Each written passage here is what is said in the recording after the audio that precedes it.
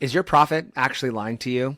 There's a lot of clinic owners that struggle to read their financial analysis every single month. And today we've invited a wonderful guest from Keep What You Earn onto the Patient Magnet podcast, Shannon Weinstein, who you own the company, right? You started Keep What You Earn? Yes, that's true. Very wonderful. Yes, excellent. That is also true. And Shannon is going to be sharing with us the 3 ways that your profit is actually lying to you. So Shannon, why would you make this assertment that a clinic's profit is lying to the owner? Because it's not telling the whole story.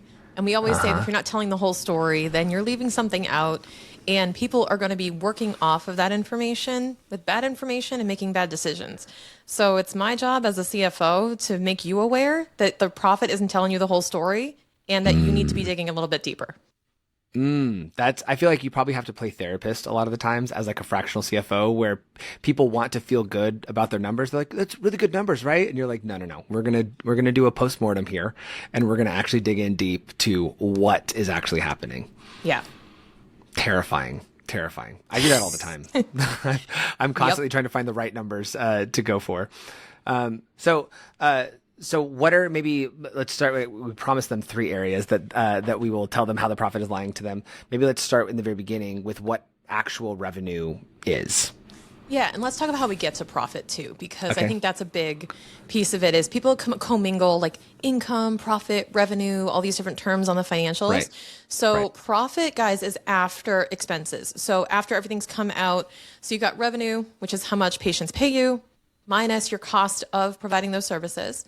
And then you subtract out operating expenses, the cost to run a practice, and then you get your net profit. So what I like to say is that net profit, people usually anchor onto as their report card or their scorecard for their business and say, if my profit is good, I'm running well, like I'm doing a good job.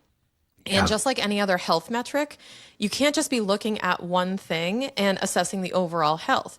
It would be like getting up in the morning, weighing yourself on the scale that day and saying, I am healthy because I weigh this much. But you can't make a broad statement about one metric. So we want to make sure that there's a holistic view of the company and that you're understanding how that profit is calculated and what goes into it. Yeah. And what we always start with is revenue, because that's the metric that everybody looks at. It's a vanity metric. It's the surface level. It's the, the top line you see. And it's really important that you understand that. Yeah, that you understand that revenue is going to kind of lie to you, but revenue is vanity, profit is sanity. And it's really important to know what is true revenue for your practice, because we have this concept in accounting where you have to understand what revenue you've earned versus what revenue you've been paid, but you haven't earned yet, if that makes sense. Yeah. Yes, 100%. And there's so many factors too that I see clinics struggle with. Like the biggest thing, I'm a marketer, so I don't know everything about the consulting side on the finances, but I will be working with a lot of brand new businesses, and I'll say, "Oh, do you have a membership?" And they'll say, "Oh yeah, we're thinking about starting a membership, and we've been hearing so much about beauty bank memberships. We should have a beauty bank membership, right?" And I'm like, yeah, they can be awesome. And I always add this one caveat. I'd interested to hear your thoughts here, because I'm sure it's in the same kind of category. But I always say, yes, it can be awesome, but you have to track production revenue versus collection revenue. Production being the value of the services you rendered versus collection being the actual cash you took in, because a business might render $100,000 worth of services, but 50,000 of those 100,000 might have been members collecting on their debt that you owed them, and so the business owner will walk away thinking, I had $100,000 a month, and it's like, well, you had 50,000 cash maybe before expenses or something like that. Do you find that is it common that people can track that, or is it much less like most people are clueless to the fact that they're hitting so many debts essentially? Yeah, I think that what people don't realize is that is a different flavor of revenue. So you bring that money in, but you didn't really earn it yet until you have actually provided the treatment or the service. So what we like to do is kind of, just like you're kind of letting your clients bank that, we kind of mentally bank that and don't take it too seriously as revenue, because you have to wait until you provide the service to technically earn it. And I want to just kind of pose this like reframe for those listening, that if you go to sell your practice, if you want to actually sell, That is a liability, we call it, on your balance sheet. That is actually Yes. something that you will owe. So if somebody comes in and buys your practice, it's actually a false sense of health, because what they don't realize is, oh, there's all this revenue coming in. And then you go over there and say, ooh, we have about 1,000 different treatments we owe to people for no Right. charge, which is like the prepaids and the memberships and the gift cards and all this other stuff that you've already collected the money for. But now your person who's buying your company now has to go cash those checks you wrote. So now they got to go and deliver the services potentially for free. And that actually is a detractor of your value when you go to have your business valued and purchased, because the person who's buying it realizes they've inherited an obligation, not a revenue source. Do you advise people not to do the beauty banking for that pure reason? Do you advise them to just do like a monthly subscription instead that's like an actual revenue generator? Yes, I much prefer the monthly subscription. I call it the Costco method, where Yes, you just agreed. have a stream that is a membership, and there's benefits to that membership that are consistent. So you're always going to get coupons, special deals, discounts on services, and like first priority Exclusive booking. events. You get exclusive events. Maybe there's Events. partners locally that you get little deals on. Or yes, Yes, because I'm with that. tracking the beauty bank thing is a nightmare and not worth it. It's not worth it. And also, to your patients, it's complicated. You have Yeah. got to, you're a marketer, simple sells. Like, Yes. just know that you're going to pay me this X dollars a month, and you're going to get like preferred treatment, first class cabin type of thing. And Yeah. you're going to be in the elite of our customers and the first to know about XYZ, the first to get discounts on new treatments and things and whatever. Like, show that there's benefit to that, but don't, I think that people, they over engineer these things, make them too complicated, and everyone wants recurring revenue. That's the new thing. But I think you can do it very intentionally with a membership plan that doesn't bank treatments and make it too complicated. Yeah, it would be like Disney selling like a more expensive pass that guarantees you get a certain amount of food and a certain set of rides every time you come to the park, where it's like it would just be a nightmare for Disney to manage, and it's annoying for you as the guest. Like, no, I just want my annual pass and I want to go in and do my thing when I do it, and I'm going to pay my monthly fees that I pay you guys or whatever. Yeah, and you're more likely to I'm keep with that. people, because you're more likely to have less churn, because people, when they don't use it, they don't pay. So Yeah. like they'll pay for the membership, and that will hopefully encourage them to use it. But the membership fee should be small with relation to what it is they're getting. And then that will just encourage retention. So the membership should be a retention vehicle, not a revenue driver, in a sense. The membership love should that. actually be feeding more of the long-term treatment plans, more different services. Well, if I'm going to be a member, oh yeah, I'm already getting a laser treatment, microneedling, and hydrofacial and Botox. Like, Yeah. yeah, I should just be a member, and I should try all these other Yeah. things. This would be great. And then that just keeps them longer as a sticky customer. Yeah. And clinics, I'll tell you what, clinics that have high debts to their patients are terrified. I worked with one that was doing an e-commerce switch. They were switching from their current e-commerce platform into a different one. They had us help manage it. And they had $500,000 worth of gift cards in the current e-commerce platform. And we told them, hey, by the way, we're about to switch these gift card dues over. And, there's going to be an email sent to everybody who has a gift card out. And they were like, is there any way on planet Earth that we can not send that email? I do not want to remind $500,000 worth of debt at once that they can collect on it. It would cripple us, and I'm like, I can't imagine walking around with that like cloud over my head of owing that much money to that many people. So I'm with that. I would rather just have the subscription. I'm 100% with the Costco method. I think that's cool. That's Yeah, very cool. you pay for a membership and you go buy the stuff. It doesn't replace buying the stuff. That's so key, because it also helps you track good data on what treatments they're receiving. So if it's like, oh, it's a beauty bank, and like your EMR is going to explode if you try to create this many different types of treatments and SKUs of them in a way, like it's just not worth it. So It's annoying. membership It's all annoying. the way, but isolated membership from the treatments. I love that. So, the very first point we're making here about profit lying to you is that you need to know what your actual revenue is, or more or less, you need to know what the actual number is that you're taking in, right? And you said something earlier when we were prepping. You said accrual versus cash. What did you mean by that?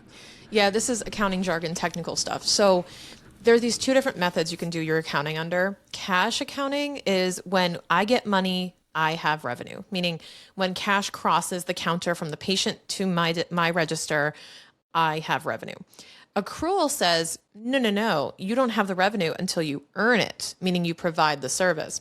So if a patient comes in and they have a prepaid package, let's say it's 3 microneedling treatments for a certain amount of money, and they give you the money, you technically, let's say it's over the course of 6 months.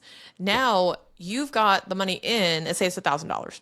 So you get the money in for $1,000, and then you say, okay, I have $1,000 today. Cash basis says you have $1,000 of revenue. If it's over the course of the next 6 months, it's actually, I'm not gonna do the math, it's $1,000 divided by 6. If they expire in 6 months, if the item expires in 6 months, or if it's for 3 treatments, you're going to book that revenue, each treatment, a third, a third, a third. So you have to make sure you're accruing that, we call it, in accounting. And this is why accounting is actually complicated, because it's not as simple as money came in, I made revenue. And accrual, the way that you do it when you earn it, is the most accepted when you're going to sell your business. It's the most compliant, and it's what people start to expect, especially if you're looking at private equity or you're expanding and you're growing. You're going to be expected to follow that method. So you want to be familiar with it and have the option to view your practice with that lens so you know how it might be valued in the future. Yeah, it's tricky too, because if somebody sells a package and the person who bought it has options of the services that they're getting, then the actual revenue generated is dependent on which thing they select, because you don't have a guaranteed overhead for each thing. So if you say, oh, you could get Tox, or you could get this one laser, or you could get this whatever with this special package, then it's hard to go back and then you're tracking, okay, how much did we actually make? Because we also have overhead per, we have consumables per service. Right. So yeah, tracking on accrual. So accrual is the gold standard, making sure that you don't say that you made money until you delivered the service for the money. Exactly. You want to be able to, and if you use something like a QuickBooks, which most people do, you can toggle between the two, but you want to make sure your bookkeeper is tracking on accrual too, so that you don't have a skewed version of what's happening. What percentage of clinics that you guys work with have an in-house bookkeeper? If we work with them, none, because they use us. Yeah, of course. But, yeah, of course. Yeah. But how many do I encounter when they come work with us? In-house, pretty much none. Almost everyone is using some type of external provider.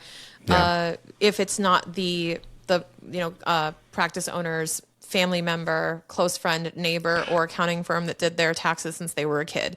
It's always the familiar, close by proximity hire, I call it, because it's convenient, because we don't want to go out and hire accountants because we don't know what we're looking for. So 100%. We hire the first person someone recommends, or we hire the first person that's closest by, saying they have those 3 letters on their name. My mom was my bookkeeper for the longest time, and she still does help with our books, but we have bookkeepers now, and we have more financial institutions installed into our business. But it was my mom for a long time because she was a bookkeeper, and I was like, great, I don't know this money stuff.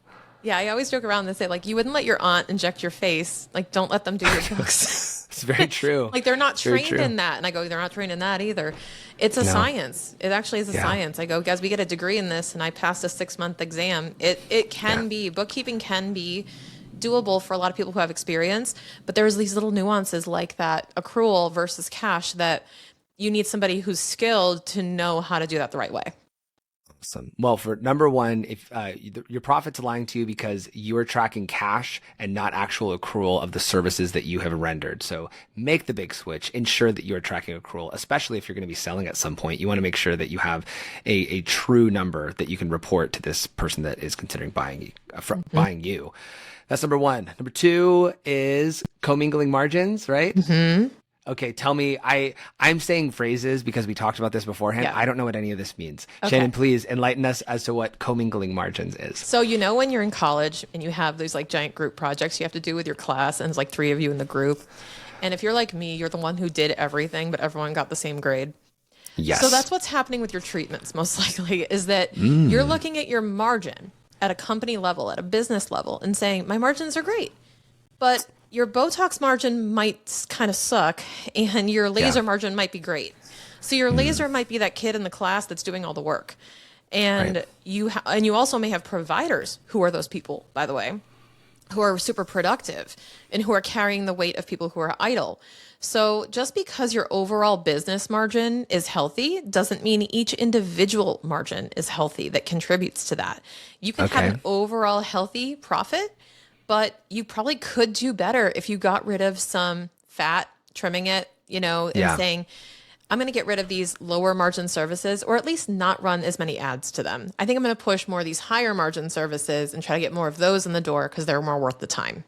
So what are maybe a couple of different buckets of margin tracking that people should be? So it sounds like they should be tracking margins on services as Yes. well as separately tracking margins on revenue producers like providers or maybe even skincare products. Yeah, I like to look at it as like utilization, right? So you have like provider utilization that you're looking for productivity, but then the margin, when I say margin, what I mean is, let's use Botox as an example. So if we say it's an injectable, I say, okay, what we bring in Botox revenue, a certain amount per unit, then we have to pay the provider for the hours they're spending, and we have to pay for the actual consumable items. So when you factor all that in, you have a cost to provide a Botox service, including call it numbing time, anything else. You have to really look at how much time is this taking, and then how much product is it taking. And that will tell you how much did you make after those costs come out. That's your profit. And then that is used to go run your practice. So we call that gross profit or gross margin. That's the core profit to understanding each of your services. So with lasers, it's how much time does it take for the provider plus any materials that they need to use in the appointment, and plus possibly upstart time for any of the equipment or any like boost to the electric bill. But Sure. if you're turning, I mean, if you have cryo or Is it something, that? I was gonna say, is it that much? Like, are there some devices not that for just lasers as drain much, you? but I have one that does cryo, and basically every time they turn that thing on, they better do 3 appointments with it, or they might lose money on it. It's true because when you turn it on and off, there's a huge, think of like a really slow computer from the 80s trying to restart. So there's Yeah. like a lot of idle time to get it to the temp you need it to be, or a Mm. sauna or things like that. So anyway, those things can cost money. So you have to understand the cost to simply provide this service and know what you should be charging. So you should be pricing accordingly. Totally different conversation. But when you're looking at your costs, you should understand which ones have higher margins. So Yeah. even if you feel like you can't turn the dial strongly in one direction or the other, and you're like, well, these are just all my margins, but God, everybody loves Botox, but it's my worst margin. This is like the Right. story at every clinic. It's my Totally. worst margin. Everyone comes in for it. I say, okay, Loss great. leader. Loss leader, but Yeah. this is how you use it to your advantage is Botox is the entry level treatment plan. So they come in for Botox and you sit with them, you build loyalty, you build trust. I mean, you have to trust the person with a needle in your face. Sorry, like you have to. So once you build that trust, now you say, hey, you know what you could use, or whatever that may look like for you, right? We don't get overly salesy, but you Right. want to develop a treatment plan where, hey, you've come in for this. Would you like us to show you what else we have that could supplement this or help you last your results longer? Here are some things that we recommend for you. And it feels custom, it feels bespoke, it feels cared for. You deliver a treatment plan that integrates other high margin services so that at a blend, that customer is profitable. Right. Yeah. Now, for margins in general, Mhm. are there any benchmark ranges that the listeners that are here can say, "Oh my gosh, I have a problem"? Are there benchmark ranges for devices of what your Mhm. margin should look like? Are there benchmark ranges for fillers and talks that they Yeah. should be like, "Hey, you should be within this range. Yeah. If you're not, you should call a fractional CPA Yeah. It's or a like call fractional 911. CFO." Yeah, yeah. So I would say Botox is typically around the 55% mark, which is on the low end, meaning that you're keeping just over half of your money every time that you inject, On which the talks, but also including the staff time, including the or staff time. just So like okay, got it. overall, the cost to deliver a Botox injection, a session or an appointment would be about a 55% margin, meaning it costs you 45% of your revenue. So a Got lot it. of people are being, and you know why? Because we're price gaming it. Because there are so many providers that people are starting to compete and they're offering discounts. That's a whole Yeah. nother episode. They're offering discounts on medical treatment, which I'm not a fan of, and bonuses, promotions, and things that, this is the easy thing to do because it's easy to market because it's a bit Yeah. trendy and people are looking for it right now. There's high demand. So with that, like I said, it's a great entry level treatment. Once we get into higher margin services though, lasers are great. They're absolutely great. They require basically staff time. And once you have the equipment, if you're using it, you should be able to make a really good margin on that because they typically do high value work. I mean, look at like laser hair removal is actually great because it's a huge value. What kind of range 70, for lasers would they? 70-ish. So we're looking at between, I'd say 65 to 75% is a great benchmark for most of your services. I always say Botox kind of falls below that. And then anything surgical, like my cosmetic surgeons are at like 80, 90%. Yeah, they're like 99%. Their personal time is the only cost. Well, and then the kicker is that you're kind of in that golden handcuff situation where unless you hire another surgeon, you still have a job, and it wouldn't be a sellable business unless it's all built on your reputation, your brand. So that actually is challenging because you have high margin but high risk. Because if you leave, the business is not really sustaining its value. So that's why I think that you want to be looking at margins between, I would say, 65 to 70% for just the cost of providing the service is a good place to start at across the board. But then it will matter based on the types of treatments and the material costs.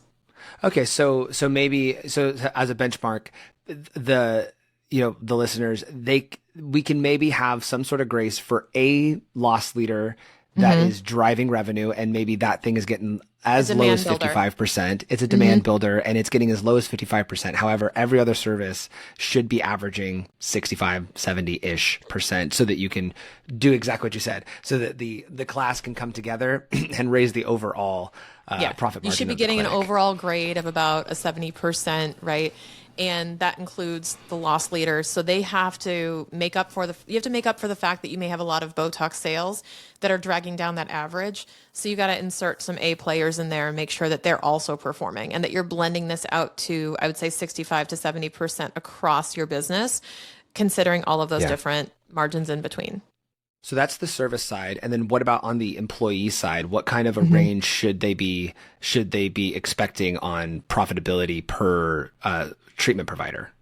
So it will depend on utilization. So there are some metrics you want to be tracking, and it's hard to say what good looks like without knowing the exact way that person is utilized, right?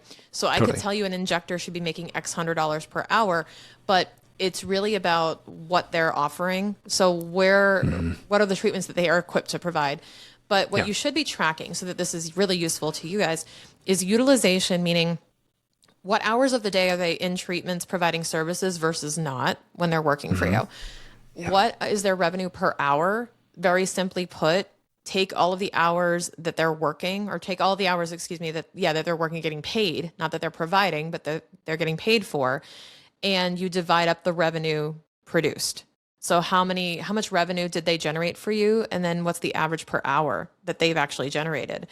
And I think you'll be surprised if you look at this to find that because of idle time and other things in between, cancellations, no-shows maybe, that you're actually like, ooh, I'm only making like a couple of times their rate in revenue per hour because they had a couple of treatments, but then they sat still for a while.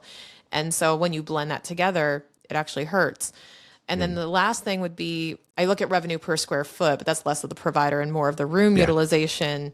The providers have some influence over that, but those are like the big three to me that measure how productive your practice is. Yeah, we used to have on our side, when we would talk about benchmarking for like traffic to clinics' websites, we used to say that you should be getting 400 to 500 views to your website per full-time schedule that you wanted to fill. We've changed that recently just to say, hey, per treatment room. That's it.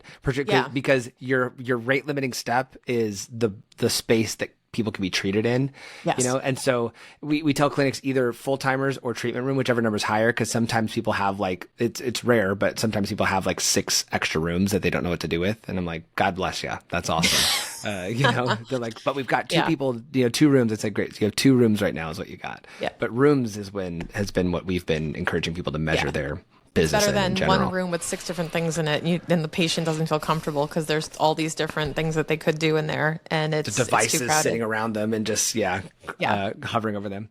Yeah. All right. So the number one way that your revenue is lying to you, or your profit is lying to you, is that you need to first know actually what your revenue is. You need to measure an accrual. Next is you cannot be commingling your margins. You need to make sure that you understand how much margin you have per service, and then combine them together after that, so that you understand where your loss leaders are and where you should be driving your lead generation. Last, you said cash is king. Tell me what that means. Yes, there's this saying that I borrowed from one of my mentors, which was revenue is vanity, profit is sanity, but cash is king. And this is the biggest one because people read a profit and loss statement. So if you have a bookkeeper, you have an accountant, if there's nothing else they give you, it is a P&L, profit and loss, at the end of every month. And they'll say, here's your profit, here's what you made, here's what you paid, and here's what's left over. And people, I can't tell you how many times we've asked this question, which is like, you get to tax time, which is kind of where we're at right now in the year. Yeah. You get to tax time and you go, dang, it says here I made like $200,000. Where's that money? It's not in my bank account. It's not my bank account. I got to pay 50 grand in taxes. When did that happen? Where's my money? Huh? And then you go to the accountant and go, this is not right. And it's like, actually, yeah, that's true. So here's how it works. If your business were a garden, call it a fruit tree, mango tree, because I love using this reference. So you're growing these mango trees, and at the end of the year, unfortunately, the IRS is going to come and tax you on how many mangoes grew, not how many you picked. So it's going to tax you on, okay, you grew 10 mangoes on that tree. Cool. You're going to get a tax on those 10 mangoes. It's like, but I only ate one of them. I don't care. Or better yet, I ate all of them. Yeah. I don't have any left to give you. Whoops. Whoops. They come around and take 20% of your mangoes every year. And you go, wait a minute. I took all of them off the tree because I grew them. And it's like, that's true. But we come around every year and we take 20% of them. So the problem is that if you're not planning for the cash side of this, number one, this is how those tax traps happen, because you're going to get taxed on the profit, whether you took it out of the business or you didn't. So that's number one. Number two is that what you're not factoring in with your profit, what it doesn't think about. So the profit's telling you one side of the story of what you generated from your operations. So this is what your practice produced for your operations.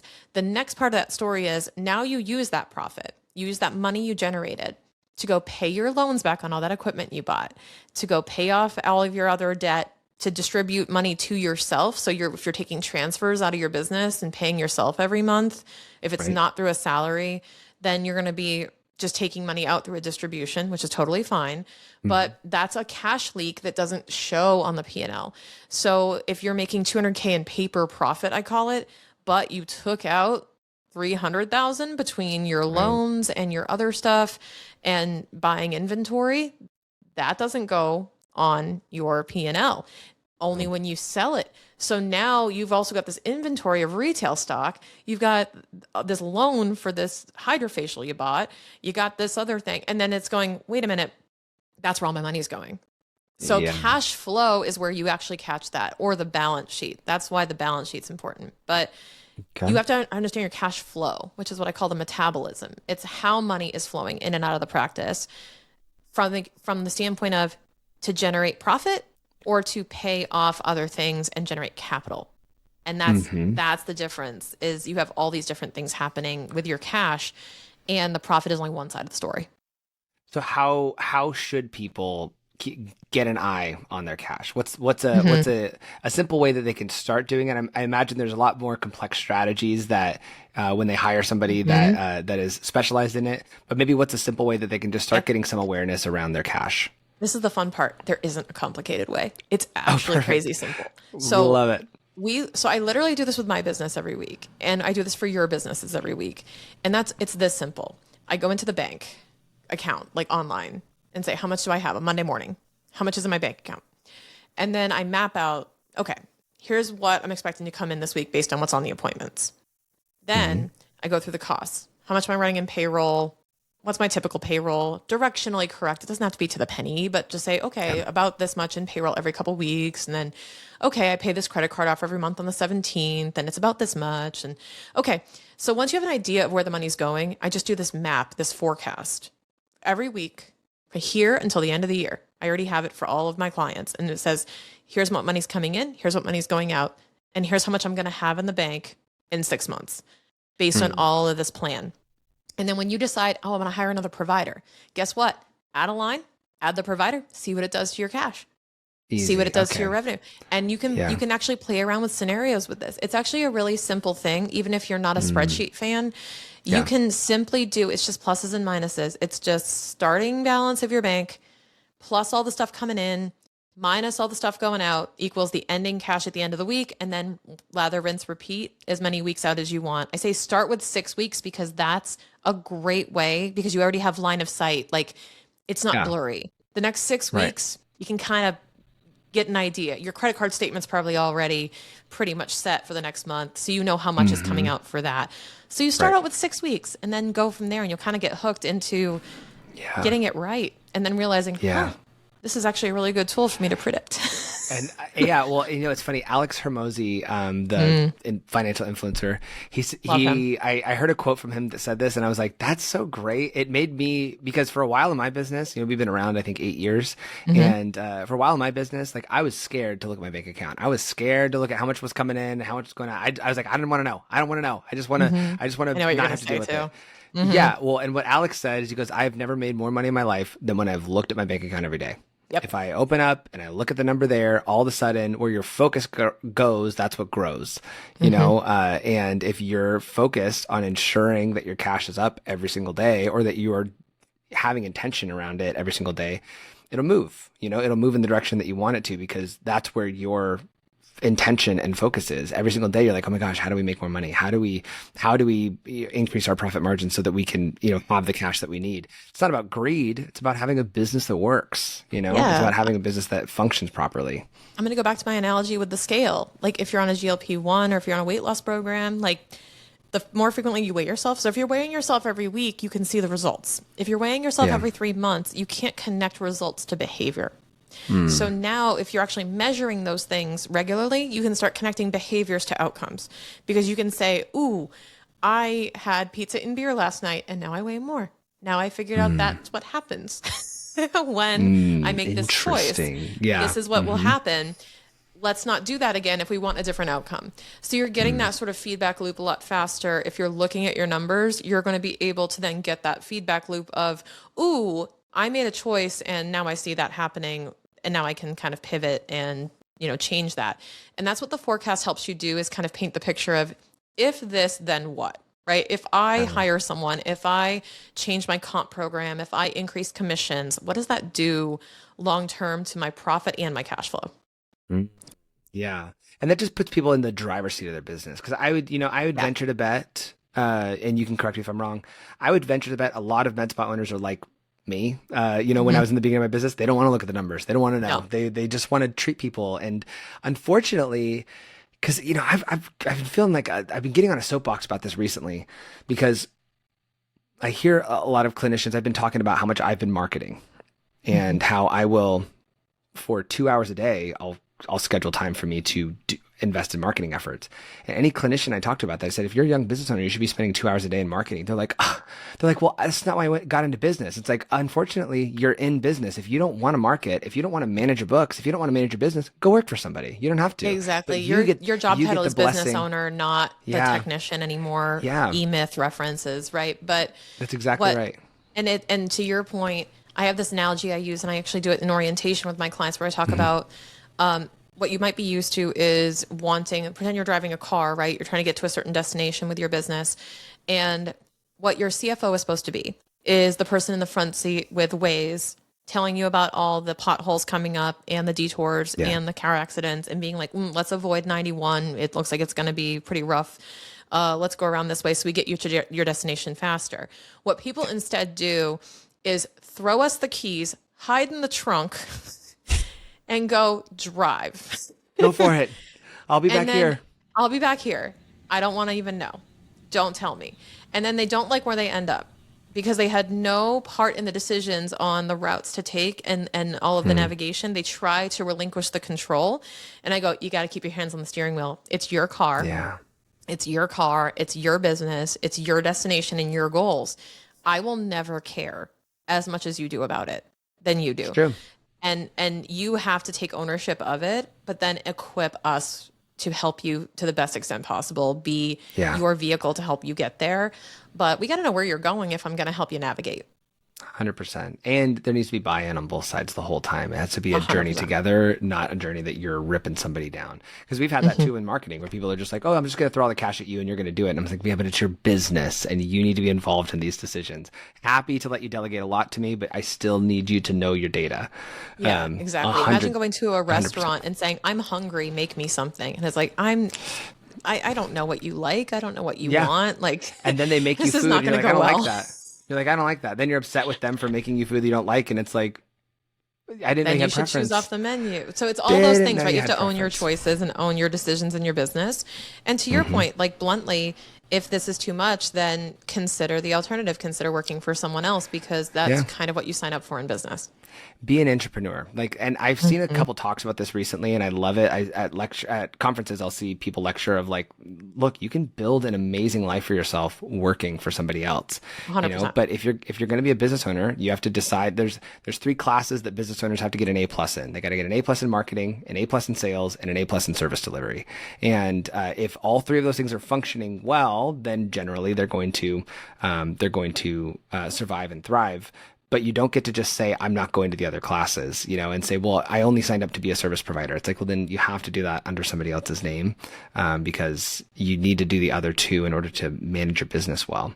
Exactly. So you got to do the business owner side. That is very good insight. So your profit is lying to you because you need to know what actual revenue is and know your accrual versus your cash. You need to stop commingling margins and you need to understand what your individual margins are, whether it's per revenue provider or per service. And you need to understand that cash is king. Ultimately, the cash that you are driving through your business is the thing that is coming out at the end of every single month. And so if you don't have cash coming out, then you have a big problem, and you need to give a call to somebody like Keep What You Earn in order to get that resolved. But ultimately, cash is king. Man, this has been great. Okay, so if somebody wants you guys to help them with that, I think you guys have some sort of like a playbook on your website or something like that, right? We How do they do. find So that? so if you like how we simplify this stuff and you want to hear more about it, we have this amazing financial scaling playbook for aesthetics. It's at keepwhatyouearn.com/playbook. And you can it's a quick 5-video series from me explaining a very simple way to look at growing your enterprise value in a practice bit by bit and understanding your numbers. That is awesome. That is awesome. Yeah, guys, check this out. I mean, everything that you're saying today, Shannon, I'm just very much like, yes, this is right on point. This is great. This is great. We were doing like we were talking before we started recording, and Shannon would come up with say a couple things and be like, yes, okay, wait, hold on. I'm not going to react to that. Yeah, we got to talk about this later. This later. So rock solid. That's wonderful. Thank you so much for taking time to be on the Patient Magnet podcast today. Anybody who's watching, if you vehemently disagreed with anything we said, throw it in the comment below. We'd love to fight you. Whether we're on Spotify or YouTube, throw it down below. Or if you agree, say cash is king down in the comments below. Make sure that you're subscribing. Make sure that you're liking this. Share it with somebody who needs it. And we'll see you in the next one. Again, thank you so much, Shannon from Keep What You Earn. Very grateful that you took the time to be on the show today. Thanks, Jared. Thanks for having me. Thank you.